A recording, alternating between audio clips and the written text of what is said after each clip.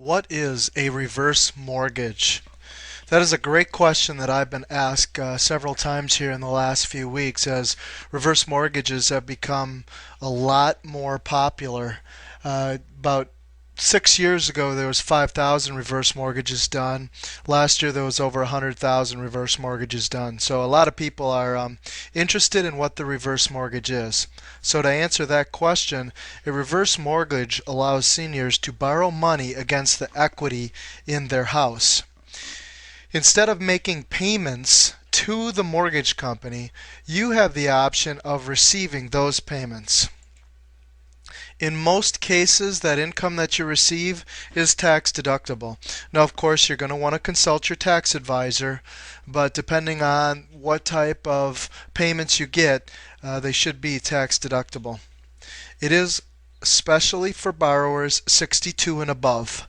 And if there are two people on the actual loan itself, both have to be above 62. You cannot average the age. Why would a senior want to get a reverse mortgage? There's a lot of reasons for that. The most substantial one is they want to eliminate their current mortgage and payment. A lot of seniors are in their retirement age and they have a $500, $600, $700 monthly mortgage payment, and they're getting $1,600 in Social Security or retirement income, and that current mortgage payment is eating up too much of that retirement income, and so they need to eliminate that mortgage payment. They want to supplement their retirement income. Perhaps you've worked your entire life and spent a lot of money paying off a very nice house. Because you did that, you didn't put as much money away into your retirement plan, and you may need extra funds to supplement your retirement income. If you want to remodel and or repair your home and you can't qualify for a mortgage right now because you don't have enough income, then a reverse mortgage would be perfect for you because you could pull that cash out and there are no income qualifications because you actually receive the money. You don't pay it back. Pay property taxes is another reason that you may want to do a reverse mortgage. If you have significant property taxes for the next few years and you don't have the amount of money to be able to pay them, that may be a very good reason. Extreme healthcare costs like long-term care. Perhaps you need a nurse that comes out and visits you in the house on a daily basis or a weekly basis. That can become quite expensive. And Medicaid, Medicare, that type of stuff doesn't cover for all that, so you may need to use some of that cash to pay for extreme healthcare costs. And long-term needs also go right along with that. If you have any long-term needs while you want to live in your house, you need to get that extra income to pay that off. Perhaps you could no longer afford that mortgage payment like I was talking about in the earlier segment, and you have went into foreclosure.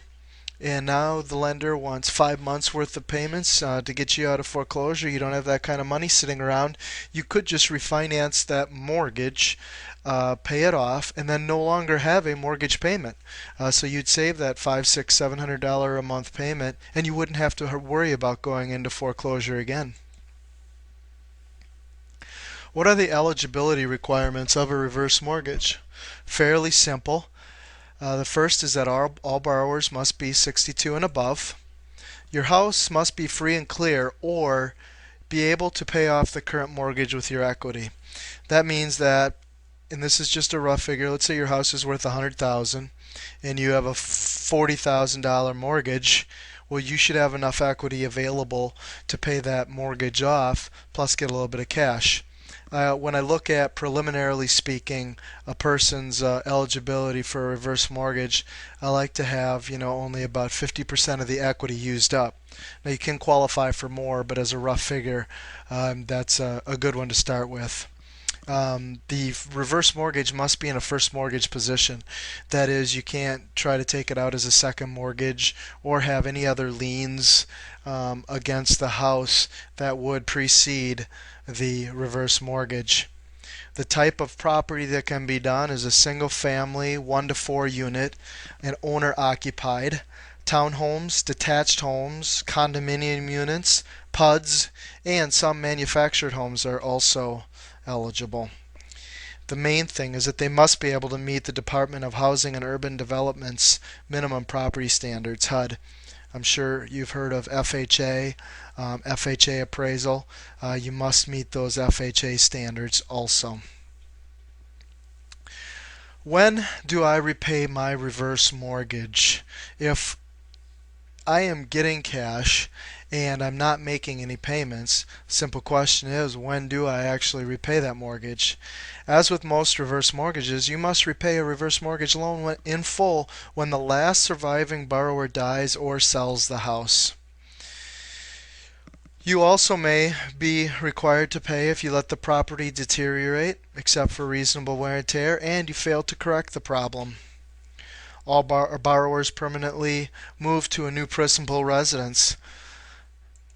The last surviving borrower fails to live in the home for 12 months in a row because of a physical or mental illness. Now, this stuff is not written into stone.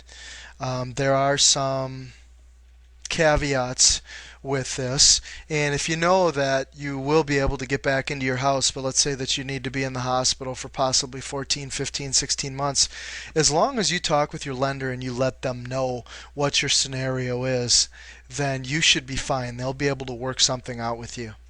And then, of course, if you fail to pay your property taxes or hazard insurance or violate any other borrower obligation with the house, such as those, condo would be a condo unit fee, things like that, then you can actually be forced to repay that mortgage. So those are the basics of what is a reverse mortgage. I hope that you found this information of benefit. If you need anything else answered, please go to my website, which is http://wisconsinreversemortgagesnetExplanation. That's wisconsinreversemortgagesnetExplanation.